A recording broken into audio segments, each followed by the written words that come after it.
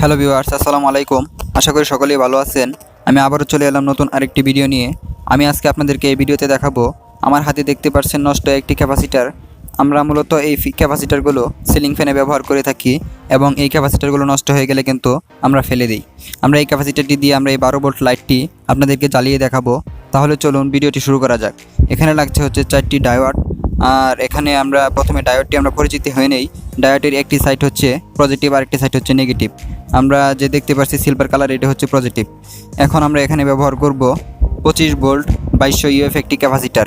এই ক্যাপাসিটারটি দিয়ে আমরা এই যন্ত্রটি তৈরি করব। আর এখানে লাগছে হচ্ছে একটি 2 পিন প্লাগ। আমরা এই প্লাগটি দিয়ে আমরা এই যন্ত্রটি তৈরি করব।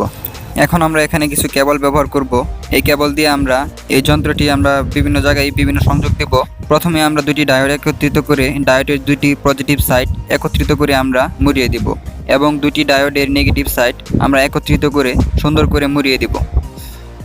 দুটি ডায়োড একত্রিত করে মোড়ানো এভাবে শেষ হলে আমরা একটু প্লায়ার্সের মাধ্যমে সুন্দর করে টাইট করে দেব, যেন আবার এই মোড়ানো সাইডগুলো কোনোভাবে ছুটে না যায়।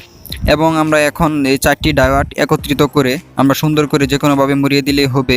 অবশ্যই আমাদের নেগেটিভ পজিটিভ সাইডগুলো আমাদের ঠিক রাখতে হবে।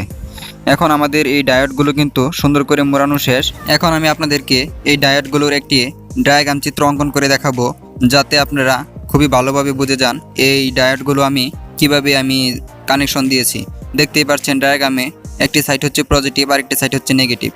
এখন আমি আপনাদেরকে এই ক্যাপাসিটারটি ছোটো ক্যাপাসিটারটি লাগাবো। ক্যাপাসিটারের একটি সাইড হচ্ছে নেগেটিভ, এই সাইডটি হচ্ছে নেগেটিভ এবং বিপরীত পাশে যে সাইডটি রয়েছে ক্যাপাসিটারের দুটি কেবল রয়েছে, এই পাশটি হচ্ছে পজিটিভ।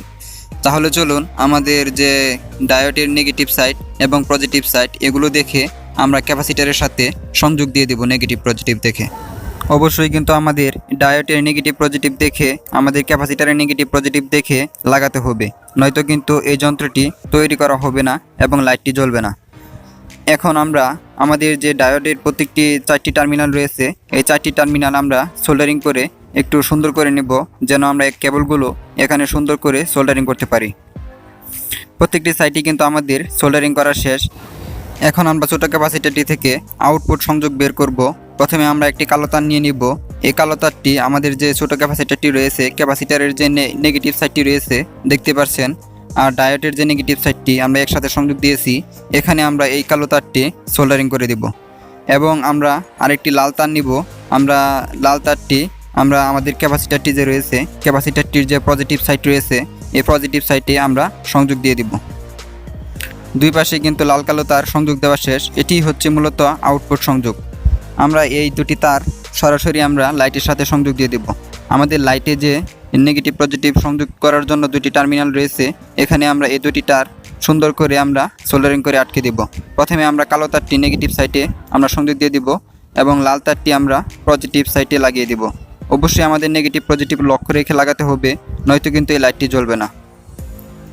এখন আমাদের আউটপুট সংযোগ দেওয়া শেষ। এখন আমরা আমাদের যে 2 পিন প্লাগটি রয়েছে, এই 2 পিন প্লাগটিতে আমরা একটু তার লাগিয়ে নিব, যেন আমরা এখানে সহজেই সংযোগ দিতে পারি এবং এই প্লাগটি আমরা সুন্দর করে আটকে নিব।